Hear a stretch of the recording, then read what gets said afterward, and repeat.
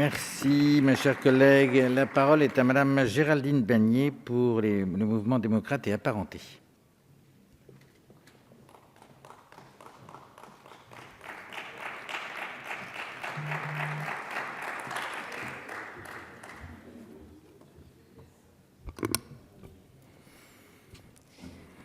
Monsieur le Président, Mesdames et Messieurs les rapporteurs, Monsieur le Ministre, mes chers collègues, les missions culture et médias, livres et industrie culturelle conditionnent la vitalité d'acteurs clés de notre vie économique et démocratique, acteurs qui œuvrent chaque jour à l'émancipation des esprits et à l'accès de tous à la culture, et c'est là un enjeu primordial. Avec des crédits en augmentation de 21 millions d'euros, si l'on fait abstraction de la diminution induite par la réforme de la prise en charge des loyers budgétaires, la mission culture telle qu'affichée traduit la vraie priorité que le gouvernement lui accorde. Ainsi, pour le programme 224, la montée en puissance du pass culture avec 29 millions d'euros affectés, la généralisation effective de l'éducation artistique et culturelle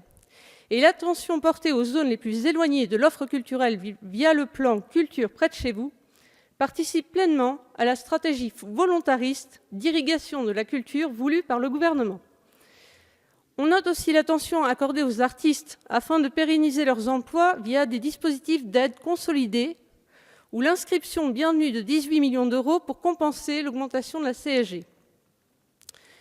Via le programme 131, Création, c'est un soutien accru au réseau de référence, aux résidences d'artistes, aux festivals, mais aussi aux initiatives locales et citoyennes relevant de l'économie sociale et solidaire qui est affirmée.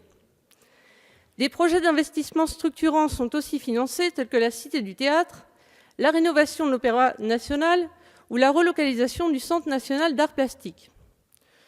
Pour le programme 175, Patrimoine, nous nous arrêtons particulièrement sur l'importance du fonds réservé aux collectivités à faible potentiel financier, en parallèle des moyens alloués à la mise en valeur des grands monuments nationaux,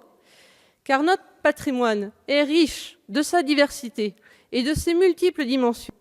et il mérite partout la plus grande attention.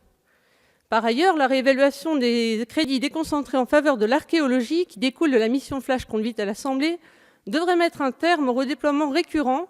d'ordinaire effectué depuis les crédits monuments historiques.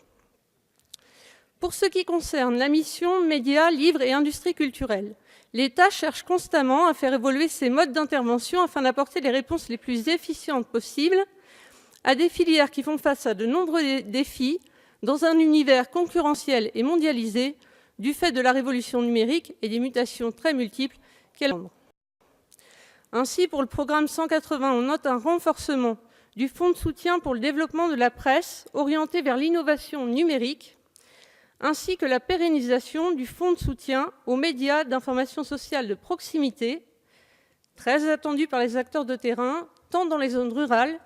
que dans les quartiers prioritaires de la ville. L'augmentation des crédits à l'agence France Presse, entreprise parmi les plus performantes dans son secteur, est aussi à saluer, de même que la confirmation des crédits pour le fonds de soutien à l'expression radiophonique locale. Pour le programme 334, Livres et industrie culturelle, l'objectif fondamental poursuivi est de soutenir le développement et la diversité de la création littéraire et d'assurer une diffusion la plus large possible du livre et des pratiques de lecture. Nous ne pouvons évidemment qu'adhérer pleinement à cet objectif. L'augmentation des crédits alloués à la BNF ainsi que des crédits du concours particulier bibliothèque de la dotation générale de décentralisation pour ouvrir plus et mieux les bibliothèques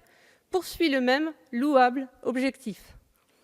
Pour ce qui concerne le secteur musical, le groupe Modem et Apparentés salue le maintien des moyens attribués au Bureau Export de musique tel que défini l'an passé. Toutefois, une participation accrue de l'État au regard de la très bonne tenue de nos artistes à l'étranger serait peut-être à envisager sur une trajectoire de moyen terme.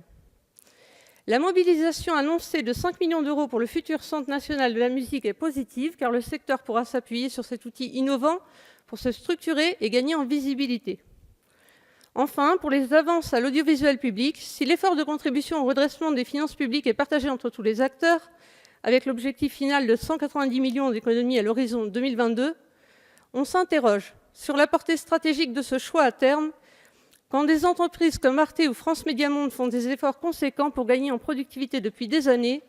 et doivent cependant répondre à des missions cruciales en termes de rayonnement culturel et démocratique en Europe et dans le monde. Se pose aussi la question de la restructuration de France Télévisions, engagée, mais à poursuivre. Pour conclure,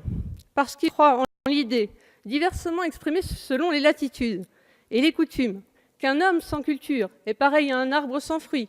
ou pareil à un zèbre sans rayures,